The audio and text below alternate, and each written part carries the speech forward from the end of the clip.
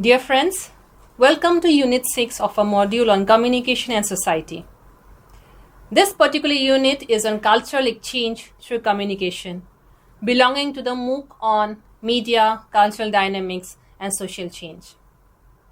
In this unit, we will explore how communication serves as a bridge between cultures, enabling the sharing of ideas, values, beliefs, and practices across diverse social contexts.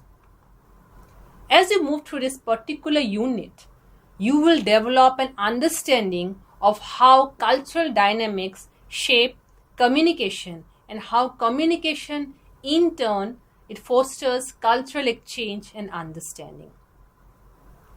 So we begin by revisiting the concept of communication. The process of exchanging information, ideas, and emotions is known as communication. Communication is not limited to words. It also includes gestures, symbols, non-verbal cues, and media messages. When communication crosses cultural boundaries, it takes on new dimensions, requiring awareness of differences in language, norms, values, and traditions. Next, we shall also examine the concept of culture, which can be understood as a shared patterns of behavior, beliefs, language, and values that define a group of people. Culture shapes how individuals interpret messages and interact with others, making it a crucial factor in effective communication. This particular unit will also focus on cross-cultural and intercultural communication. Cross-cultural communication involves comparing and understanding differences in communication styles among various cultures, while intercultural communication emphasizes interaction and mutual understanding between people from different cultural backgrounds.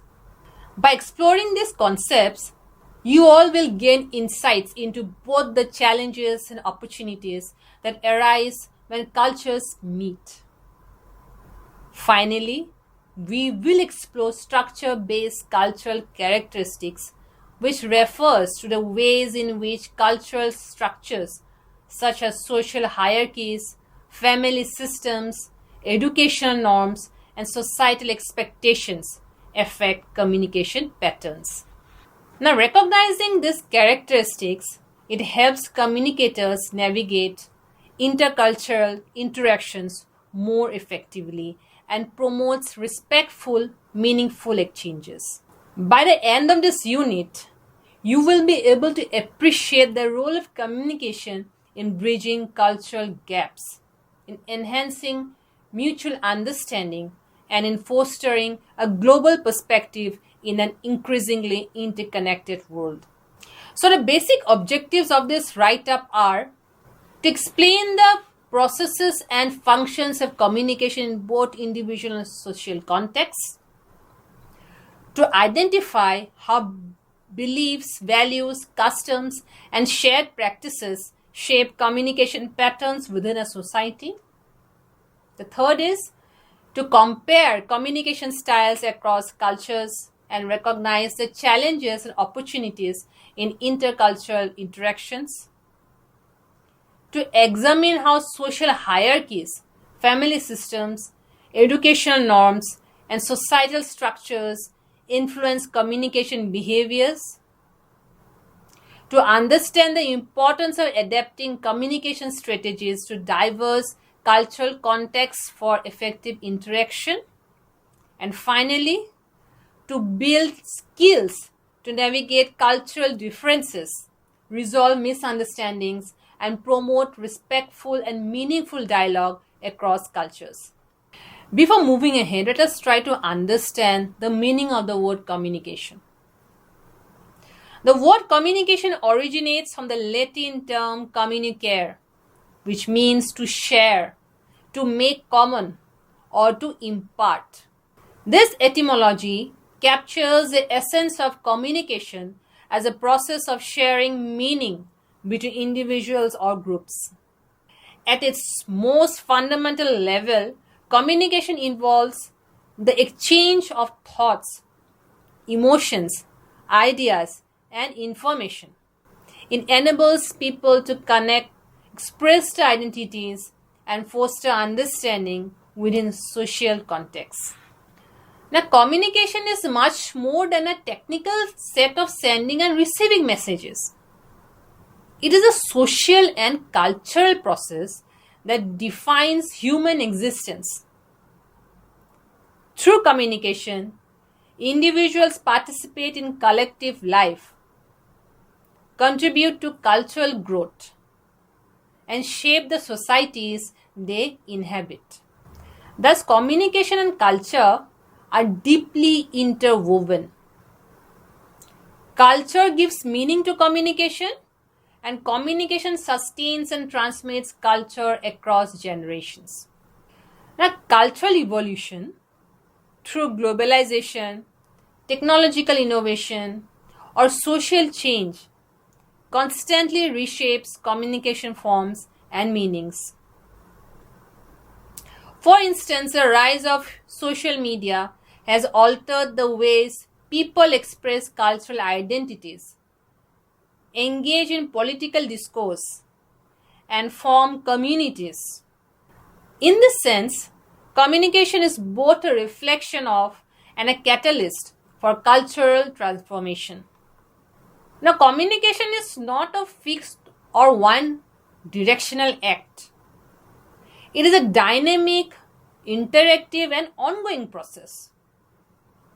Now, David Berlow, in his influential SMCR model of communication, has described communication as an ever-evolving system in which all components are interconnected. And each element, that is the sender, the message, and receiver, they continuously influences and is influenced by the others. Now, Berlow emphasized that communication is transactional, meaning it is not simply sent by the source and received by the audience, but co-created through interpretation and feedback. The audience is not a passive recipient. Rather, they play an active role by decoding messages, interpreting meanings, and responding in ways that shape the communication process. In modern contexts, whether in interpersonal conversations, in classroom discussions, mass media, or digital networks, communication operates as a feedback-driven loop where understanding is continually negotiated and refined. So the key components of communication are, the first is, number one component is source. The source is the originator of the message, the person, group, or organization that initiates communication. The effectiveness of communication often depends on the source's credibility, clarity, and ability to encode messages suited to the audience's understanding. The second important component is encoding.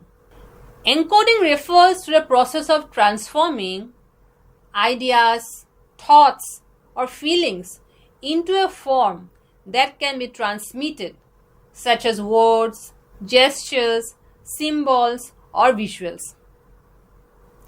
And this process is influenced by the communicator's skills, attitudes, knowledge, and cultural background. The third important component is message. The message is the central content or information being conveyed. It includes both the intended meaning of the sender and the interpreted meaning of the receiver. Messages can be verbal, like spoken and written, or it can be non-verbal also, like gestures, tone, facial expressions, images, and so on and so forth. The fourth important component is the channel. So the channel is a medium or pathway through which the message travels. And it can be face-to-face conversation, printed text, telephone, radio, television, digital platforms, or social media. And the choice of channel greatly influences message reach, interpretation, and effectiveness. The fifth important component is noise. Noise refers to any interference that distorts or disrupts the transmission or understanding of the message.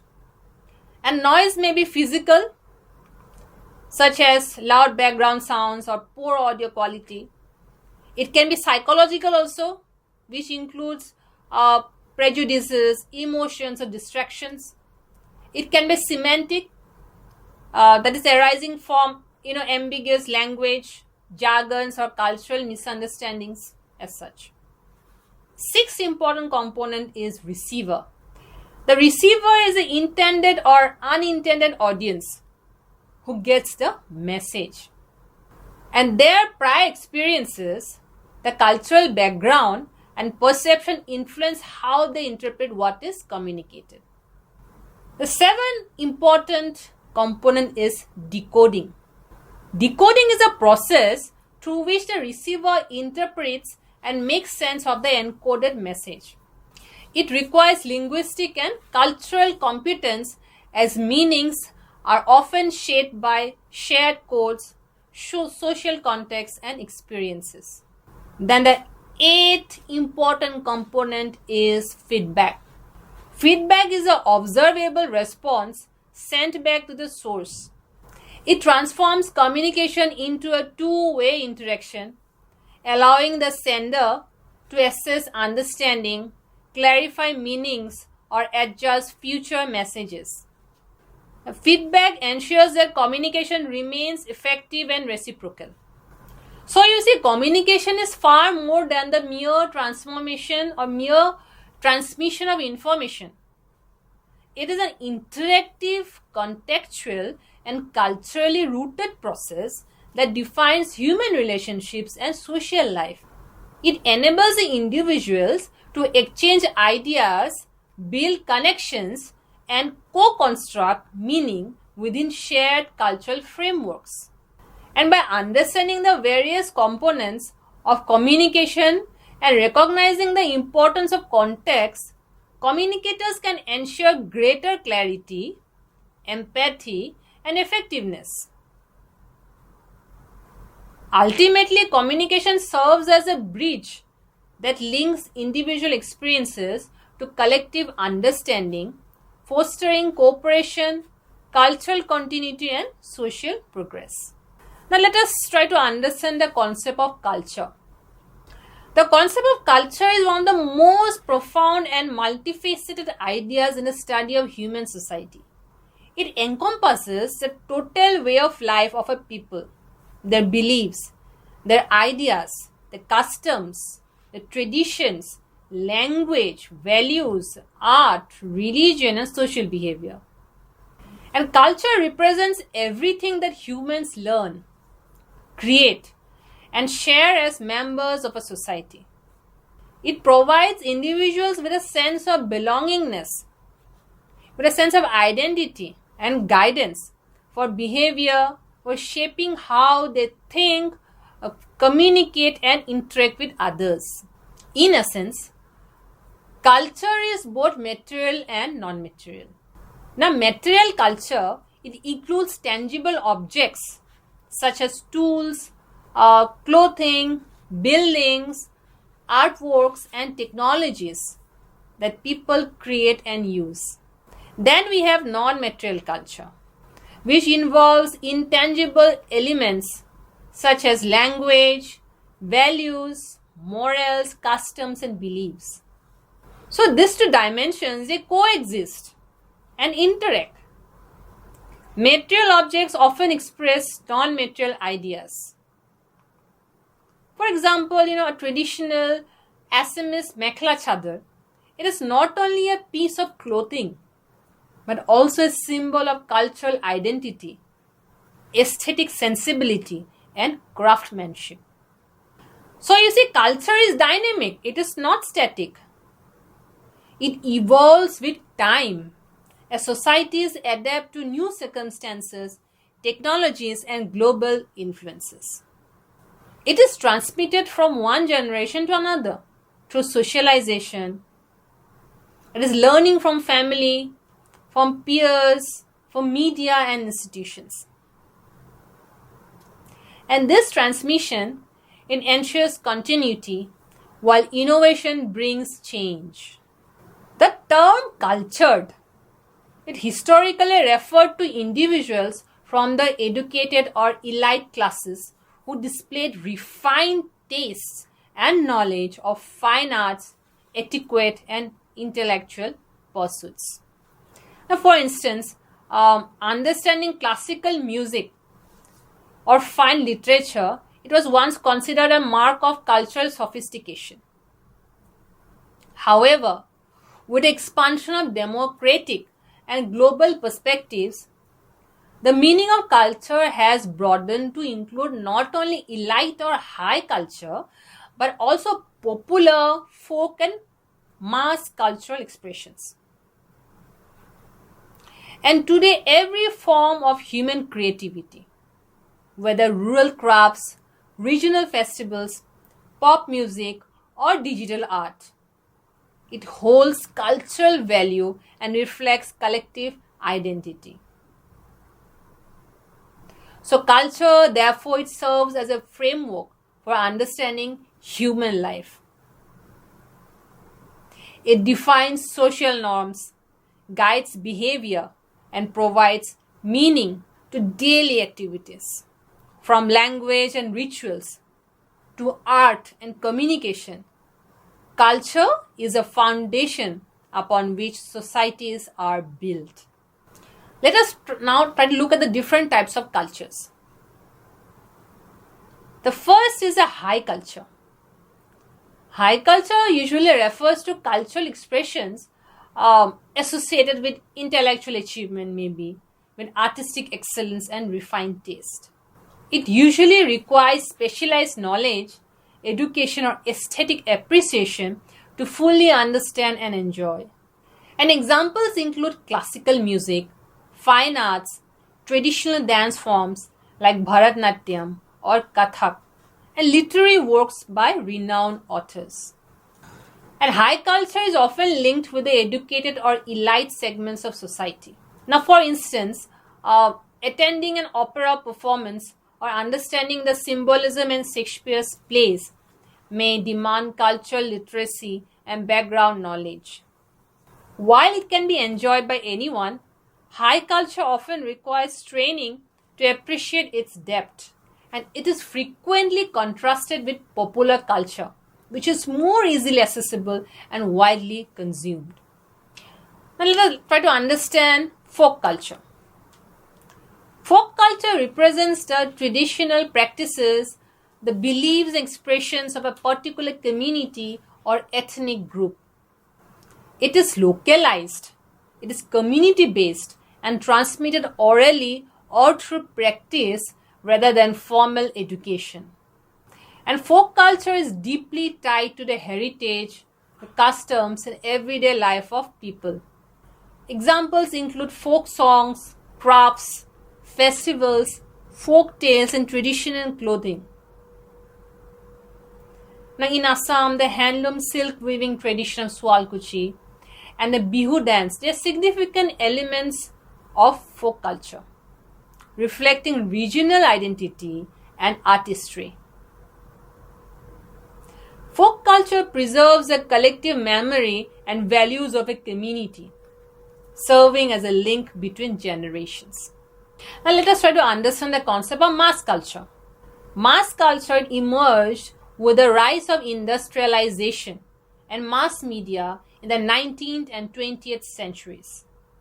It refers to cultural products and ideas that are created for large, diverse audiences through mediums like film, television, newspapers, and social media. And unlike folk culture, which is local and community specific, mass culture is standardized and widely distributed. Suppose, for example, global television shows, blockbuster films, or viral internet trends, they're all part of mass culture. And it is often commercial in nature, designed to appeal as many people as possible. While critics argue that mass culture can lead to the loss of traditional values, it also plays a major role in uniting people through shared experiences across the world. Then we have counterculture.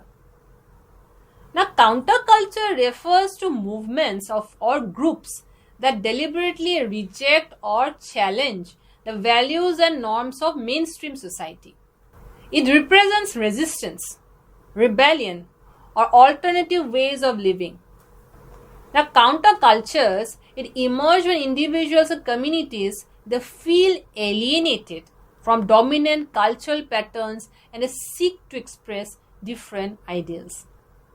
And historical examples include the hippie movement of the 1960s in the United States, which actually opposed materialism and promoted peace, love, and environmental consciousness. In India, movements that challenge caste discrimination, gender stereotypes, or consumerism can also be viewed as countercultural.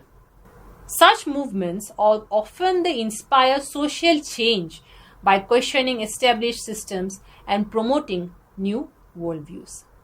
Then we have the popular culture. Popular culture, also known as pop culture, it consists of the ideas, the images, the attitudes and trends that are widely accepted and enjoyed by the general public, especially younger generations. It is shaped by mass media, by entertainment industries, and technological innovation. Examples include popular films, television shows, social media trends, fashion, and music genres like K-pop or Bollywood hits. Pop culture reflects the spirit of the times. It is dynamic, it is fast changing, and also responsive to social moods. Although sometimes dismissed as superficial, pop culture has significant influence on shaping identities, consumer behavior, and even political awareness. Then we have something that is known as subculture. Now, subculture refers to a smaller group within a larger society that shares distinctive values, lifestyles, and interests that actually sets it apart from the dominant culture. Now, members of subcultures often create their own symbols, dress codes, language styles, and rituals. Examples include punk, hip hop, or eco-friendly subcultures. While subcultures coexist with mainstream society, they provide a sense of belongingness and identity to their members. Subcultures they enrich cultural diversity by introducing alternative expressions and viewpoints into the social fabrics. Now let us try to understand the meaning of cross-cultural communication and intercultural communication. Communication between individuals or groups from different cultural backgrounds is broadly known as cross-cultural or intercultural communication. Although both terms are closely related and sometimes used interchangeably, they refer to slightly different perspectives and approaches within the study of communication. Now, cross-cultural communication basically refers to the process of exchanging the information, of exchanging the ideas and the values between people from different cultural backgrounds. The primary goal of cross-cultural communication is to foster effective understanding and minimize misunderstandings that can arise from cultural differences. And this form of communication, it goes beyond language alone. It encompasses non-verbal cues such as gestures, body language, tone, and even concepts of time and personal space. For instance, a gesture considered polite in one culture might be interpreted as rude in another culture. Similarly, communication styles varies. it varies. Some cultures value directness and clarity, while others prioritize context, relationship, and indirect expression. Cross-cultural communication is widely studied in fields such as business, education, diplomacy, and international relations because it helps individuals and organizations to interact respectfully and efficiently across cultural boundaries. And by learning about other cultures' communication patterns, people can enhance collaboration, reduce conflict, and promote mutual understanding in increasingly globalized settings. Let us take a few examples here. In the United States, the business meetings are often direct, with an emphasis on facts and quick decision making. In contrast, in other countries like Japan or other Southeast Asian countries, negotiations tend to be more indirect, and building relationships and trust before making decisions is crucial. Misunderstandings can occur if an American expects immediate agreement, while a Japanese counterpart is focusing on establishing rapport. Now, gestures and body language also can have different meanings across cultures. Now, let's come to the meaning of intercultural communication. Intercultural communication, it focuses on interaction and engagement between individuals from different cultural backgrounds. It emphasizes the practical process of communicating effectively with people who hold different values, beliefs, or communication styles. Intercultural communication is therefore very dynamic and participatory. It involves learning how to adapt, negotiate meaning, and build mutual understanding during real-life interactions. Suppose, for example, when a teacher from India interacts with students from Europe, both the parties, they must adjust their speech styles, their tone, and gestures to avoid misunderstandings. Successful intercultural communication, it requires cultural sensitivity, empathy, and a willingness to adapt one's communication to respect cultural differences while finding common ground. In today's interconnected and globalized society, both cross-cultural and intercultural communication, they are essential. People nowadays, they interact across borders through education, through business, through travel and digital platforms. These interactions, it requires the ability to decode cultural cues, manage conflicts, and build trust among diverse groups. For example, multinational companies that depend on culturally competent communication to collaborate effectively among international teams. Similarly, education institutions and online communities that thrive when participants respect and understand cultural diversity.